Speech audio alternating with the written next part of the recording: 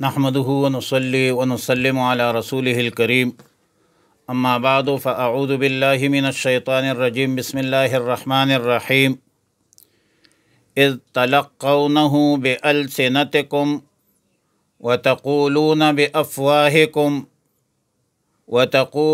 بأفواهكم ما ليس لكم به علم وتحسبونه هينا۔ پارہ نمبر 18 سورہ نور، رکوع نمبر 2، آیت نمبر 15 تا 20۔ آیات مذکورہ میں تلقونہ کا لفظ آیا ہے۔ تلقی کا مفہوم یہ ہے کہ ایک دوسرے سے بات پوچھنا، نقل کرنا، اور آیات مذکورہ میں بات سے مراد وہ بات ہے جو بے دلیل ہو، بے سند ہو، بلا تحقیق، بغیر ثبوت سے آگے پلایا جائے۔ وَتَحْسَبُونَهُ هَيِّنًا اے سہلاً، اور تم نے اس بات کو معمولی خیال کیا تھا اور یہی کہتے تھے کہ ہم نے جیسا سنا ویسا ہی دوسرے لوگوں کو نقل کر دیا، مگر یہ اللہ کے نزدیک بہت بڑا گناہ ہے کہ بغیر دلیل کے، بغیر تحقیق کے، بغیر ثبوت کے آگے پلایا جائے، جس سے دوسرے مسلمانوں کے دل آزاری ہو اور مسلمانوں کو سخت اذیت پہنچے۔ اور حدیث میں ہے کفا بالمرء کذبا ان یحدث بکل ما سمع، سنے باتیں جو ہے اس پر اعتماد مت کرو، تحقیق کرو، ثبوت سامنے لاؤ، افواہوں پر کان مت درو۔ اور یہ تو ظاہر ہے کہ رسول اللہ صلی اللہ علیہ وسلم کے اہلیہ محترمہ ام المؤمنین صدیقۃ بنت صدیق حضرت عائشہ صدیقہ عفیفہ رضی اللہ تعالی عنہا پر تہمت لگانا کوئی آسان بات نہیں ہے۔ اللہ کی غضب کو دعوت دینے کے مترادف ہے۔ اور آیت نمبر 16 میں فرمایا وَلَوْلَا إِذْ سَمِعْتُمُوهُ قُلْتُمْ مَا يَكُونُ لَنَا أَن نَّتَكَلَّمَ بِهَذَا، یعنی ایسا کیوں نہیں ہوا کہ جب تم نے یہ افواہ سنی تو ایمان کا تقاضا یہ تھا، بصیرت اور فراست کا تقاضا یہ تھا کہ تم یوں کہہ دیتے کہ ہمارے لیے ایسی بات زبان سے نکالنا جائز نہیں۔ اللہ رب العالمین پاک ہے، اور یہ تو بہت بڑا بہتان ہے، سبحانک ھذا بہتان عظیم۔ اور پھر فرمایا وہی ہدایت، وہی تعلیم مقرر فرما دی جو اس سے پہلے آیت نمبر 12 میں کی تھی، لیکن آیت نمبر 16 میں مزید وضاحت کی کہ مسلمانوں کو ایسی خبر سننے کے وقت کیا عمل اختیار کرنا چاہیے تھا۔ تو فرمایا کہ صاف اور واضح طور پر کہہ دیتے کہ ایسی بات بغیر کسی دلیل کے زبان سے نکالنا ہمارے لیے جائز نہیں۔ یہ تو بڑا بہتان ہے، سبحانک ھذا بہتان عظیم۔ لیکن یہاں پر ایک سوال ہو سکتا ہے کہ جیسے کسی واقعہ کے صدق و سچائی بغیر ثبوت کے، بغیر دلیل کے معلوم نہیں ہوتا، اس لیے ان کا زبان سے نکلنا اور چرچا کرنا ناجائز قرار پایا۔ اس طرح کسی کلام کا کاذب ہونا تو بغیر دلیل کے ثابت نہیں ہو سکتا کہ اس کو بہتان عظیم کہہ دیا جائے۔ جواب یہ کہ ہر مسلمان کو حسن ظن رکھنا چاہیے، ہر مسلمان کو گناہوں سے پاک سمجھنا اصل شرعی ہے جو دلیل سے ثابت ہے۔ اس کے خلاف جو بات بغیر دلیل کے کہی جائے، بغیر تفتیش، تحقیق اور ثبوت کے کہی جائے، اس کو جھوٹا سمجھنے کے لیے کسی اور دلیل کی ضرورت نہیں ہوتی۔ صرف اتنا کافی ہے کہ ایک مسلمان بغیر کسی دلیل شرعی کے الزام لگایا ہو تو یہ تو بہتان ہے۔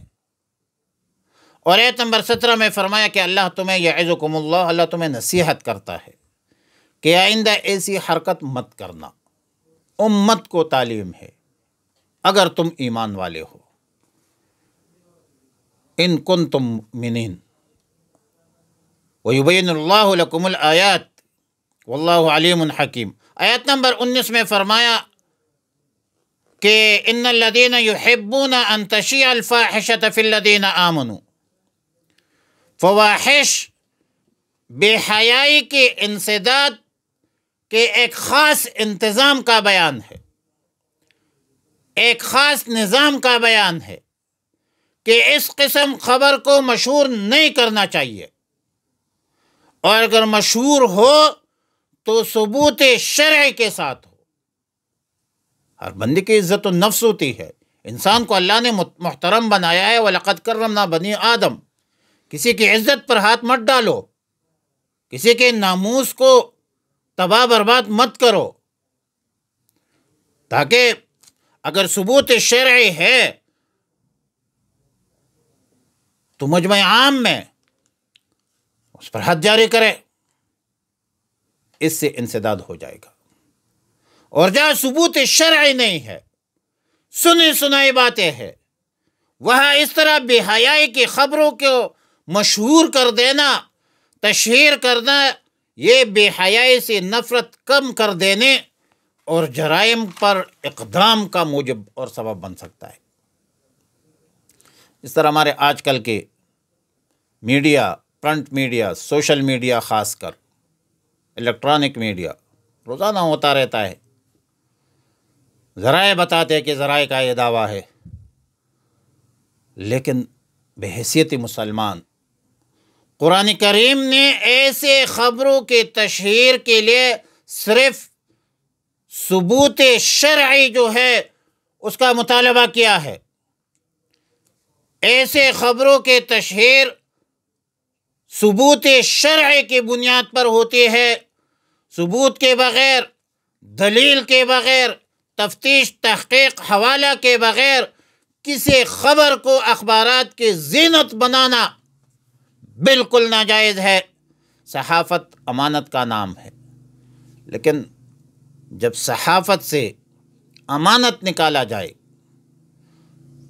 تو پھر صحافت خیانت بن جاتا ہے، بلیک میلنگ بن جاتی ہے۔ کاش کہ مسلمان اس پر غور کرے کہ بے حیائی کی تشہیر بے حیائی ہوتی ہے،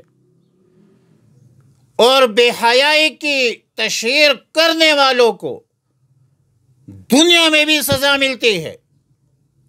دنیا میں بھی ان کے لیے دردناک عذاب،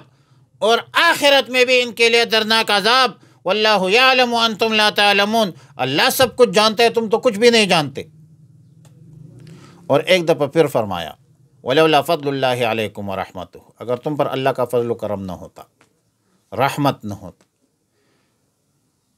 جس رب نے تمہیں ایمان کی توفیق عطا کی،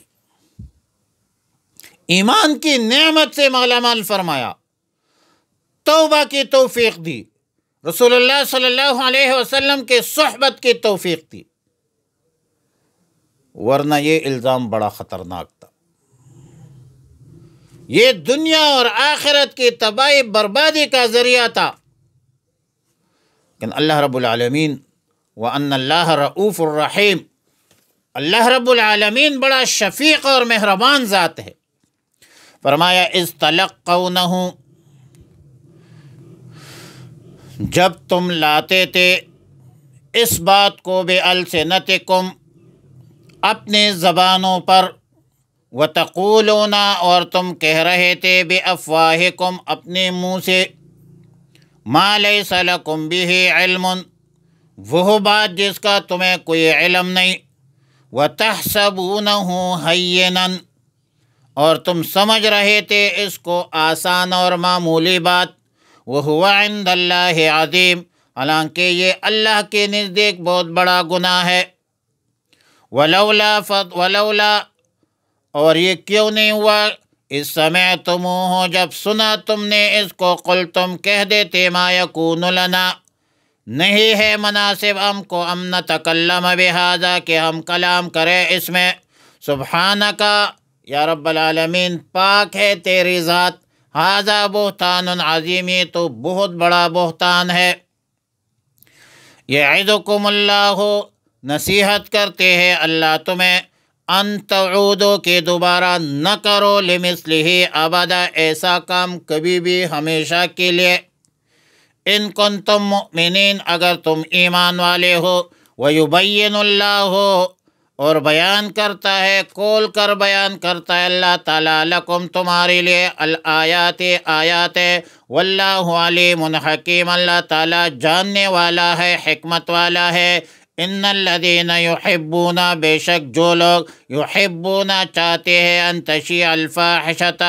کہ پلائے بے حیائی کو، فی الذین آمنوا ان میں جو ایمان والے ہیں، مسلمانوں میں بھی حیائی پلاتے ہیں، لہم عذاب علیم ان کے لیے دردناک عذاب ہے، فی الدنیا دنیا میں، والآخرت اور آخرت میں، واللہ یعلم اللہ خوب جانتا ہے، وانتم لا تعلمون اور تم نہیں جانتے۔